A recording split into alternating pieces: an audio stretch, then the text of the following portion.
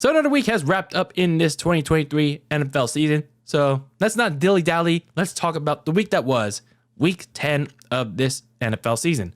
But before we get into the swing of things, before we talk about the games that were, let's talk about the teams that didn't play this week, that are on their bye-bye, on their vacay, because I didn't talk about that in my preview.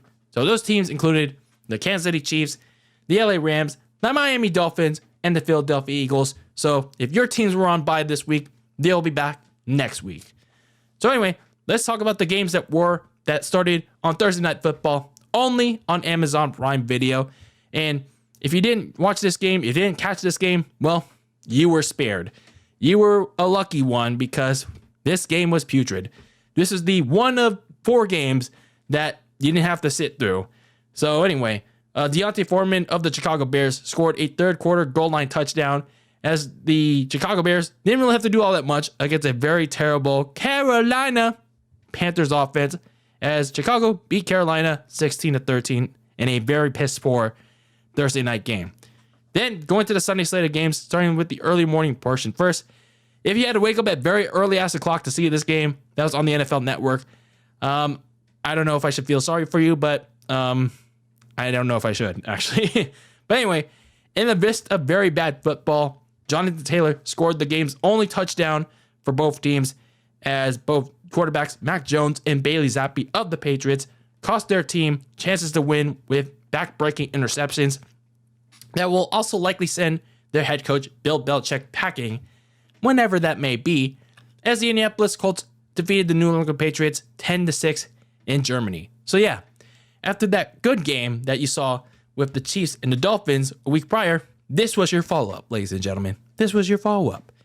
Back in the States, the Browns overcame multiple double-digit deficits as kicker Dustin Hopkins made up for a missed extra point with a game-winning field goal to lift Cleveland up with an upset over the Baltimore Ravens 33-31. And all of a sudden, the AFC North race once again just got interesting.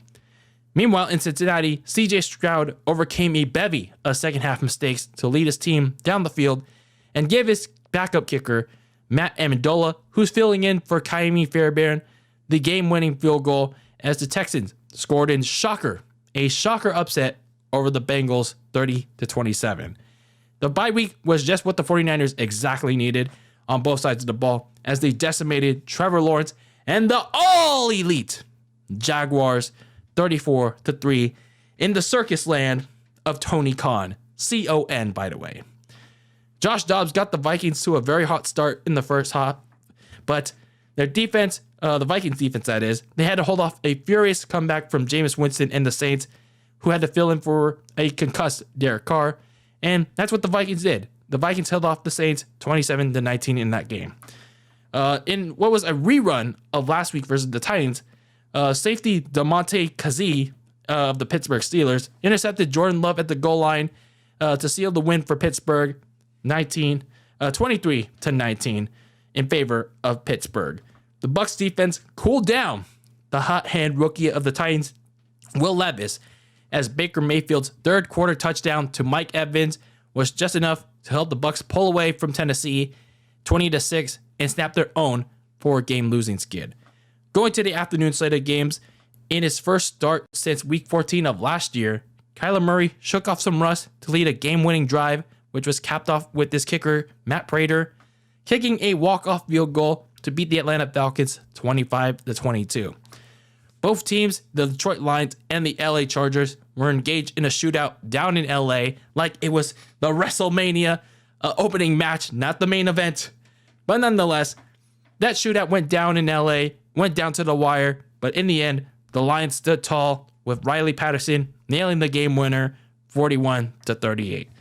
And then down in the Big D, unfortunately, the New York Giants didn't have any big Ds because they got their asses whooped, just like everybody predicted, as Dak Prescott threw for 4 touchdowns and rushed for 1, all before the fourth quarter, by the way, as the Cowboys once again demoralized the New York Giants 49-17.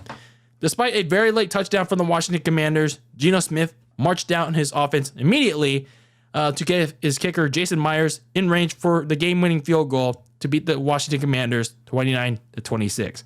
And then in the Sunday night game that nobody asked for, it was an ugly game of bad offense. Everyone was saying, oh, this is good defense. No, it was just terrible offense. Aiden O'Connell gave the Raiders some breathing room with a fourth quarter touchdown to his tight end, Michael Mayer, as they held on to beat the New York Jets after Zach Wilson's Hail Mary fell short, 16-12.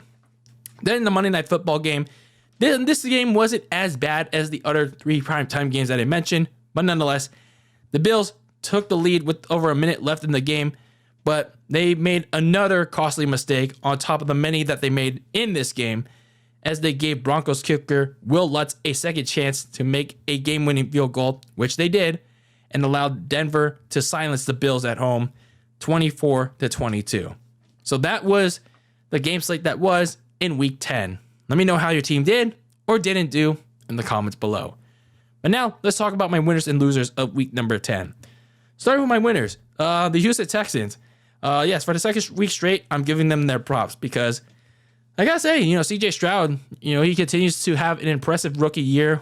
He had pulled off another game-winning drive in spite of the mistakes, like the pick, 2 fumbles, but, he's adapting. He's, even though he makes those mistakes, he bounces back from them just like that at the snap. So he still often puts his team in a position to win. And, it's not just CJ Stroud, too. I mean, when you look at the defense, sure, they're still a couple pieces away from, truly getting back to trying to maybe make themselves something because it's still lacking in certain areas. But they were still able to harass Joe Burrow into key critical turnovers from Cincinnati. So you never know. I mean, the Texans, at what is their record? 5-4 now, or 5-5. But don't look now. The Texans are creeping up quietly towards playoff consideration. And, the way that Jacksonville's playing right now, coming off that big loss, who knows? Maybe they're still not out of the running of the AFC South, but we will see. The Detroit Lions, coming out of the bye, they were going into a big matchup with the LA Chargers, and who, of course, they were deadlocked into a shootout with Justin Herbert and the Chargers, but they answered the call each time. They responded with each attack thrown at them. They were like, okay, they were going to clip her up at some point, but they didn't. So they found, and in this game, they kind of found something a little bit about themselves. Sure, their defense was kind of butt cheeks in their game, but they found something else in this game.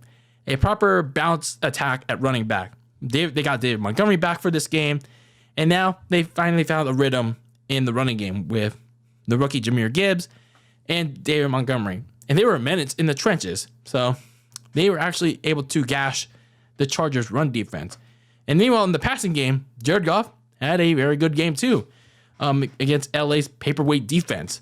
So at 7-2, and considering Detroit's very soft schedule coming up, I mean, aside from the Cowboys and maybe the Minnesota Vikings, the Lions, they could be staring at their first NFC North title in 30 years in very short order.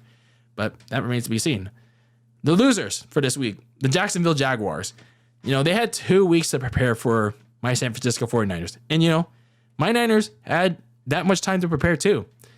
And the Jaguars were riding the hotter hand of momentum, a 5-game winning streak. I mean, they weren't playing like scrubs, per se. But that 5-game winning streak momentum was erased in an instant because they didn't get much out of the quarterback, Trevor Lawrence. And I think Trevor Lawrence was trying too hard. He was struggling to find the end zone despite the wins before this game. And he was also struggling to take care of the football, which showed up in this game against San Francisco. And their secondary was also suffering from the very same thing affecting the 49ers during their own 3-game losing skid. Failure to cover, failure to tackle. So the Jaguars, they could still bounce back against Tennessee next week, but with the Texans red hot with CJ Stroud right now, they need to look better against the best of the best, especially as you get deeper into the season. The Baltimore Ravens, they had a golden opportunity to take firmer control of the AFC North, especially if they owned 2 wins against the Cleveland Browns. But now you have a whole wide open division with Cleveland, Pittsburgh. You still got Cincinnati at 5-4. They're all in your butts, man. They're all in your butts. And their schedule, it's a 50-50 mix. But in a very short order, you have Cincinnati coming home on the tail end of your 3-game homestand. They have to clean up a lot of errors that they made in the second half of that game. So this is a major AFC North rematch coming up. Another one, mind you, on Thursday night. So the Bengals are also going to be coming in trying to erase that loss to the Texans. So this is a major matchup for both teams. So the AFC North is wide open again because the Ravens can take care of their business at home against Cleveland. So a major opportunity lost by Baltimore. So for my one big takeaway for this week, coming out of Week 10, is the disappointment. The disappointment of the Buffalo Bills. I guess when I looked at their matchup with Denver in Week 10, I just can't help to think, like, man, you look at all this talent on offense with Josh Allen, Stephon Diggs, Gabe Davis, and then he got a really good tight end in Dalton Kincaid, but just like, man, like what's going on here? Like their offense is so out of sync. Maybe it's the offensive coordinator, Ken Dorsey, but it's just like, I thought all these, like getting another helping hand in the tight end and then the running game, which was doing all right for itself, but then all of a sudden it's not. It's just like feels so weird. Now you couple that with all the injuries on defense, and now you have a bad offense. It's just like the Bills don't look like not only don't they look like a Super Bowl contender, they don't even resemble a playoff contender. So it's just like for a team that I thought was going to be contending for a deep playoff run and clinching another AFC East title, this is very disappointing. This is very disappointing to see out of the Buffalo Bills. So it's just fair to wonder right now. It's like, are there going to be like some changes coming towards the end of the season, whether the Bills make the playoffs or not? So that remains to be seen. But anyway, that was my takeaway from this past week. What did you guys take away the most from Week 10 of this 2023 NFL season? And then, like I said, how did your team do this week, or how did your team not do this week in terms of how disappointed did they do to you? Let me know in the comments below. But anyway, this is DylanLasagna, a very cold lasagna, with another recap of this NFL season. And as always, keep the lasagna very cold in the fridge with your takes on the world of sports. And until the next one, peace out.